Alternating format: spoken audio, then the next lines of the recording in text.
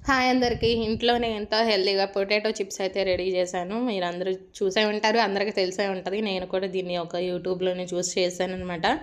అయితే వాళ్ళు బంగాళదుంపలు వేరే ఉంటవి. వాటిని వీటిని తీసుకొని చేసుకోవాలి అని అంటారు కదా! నేనైతే ఇంట్లో ఉన్న దుంపలతోనే ట్రై చేశాననమాట.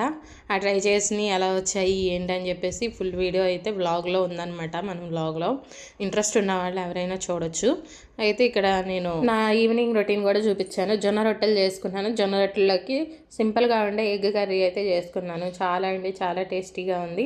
అలాగే నేను జొన్న రొట్టెల్లో ఏమేమి వేస్ట్ చేసుకున్నాను ఏంటి, రాగులు కూడా వేస్ట్ చేసుకున్నాను. ఇవన్నీ వేసి అట్టు కొంతమంది వస్తుంది అంటున్నారు, రాదు అంటున్నారు. అయితే నాకు వచ్చిందా రాలేదా, అసలు ఎలా చేస్తే వచ్చిందని చెప్పేసి వ్లాగ్లో అయితే ఉంది. మీరైతే కంపల్సరీ చూడండి.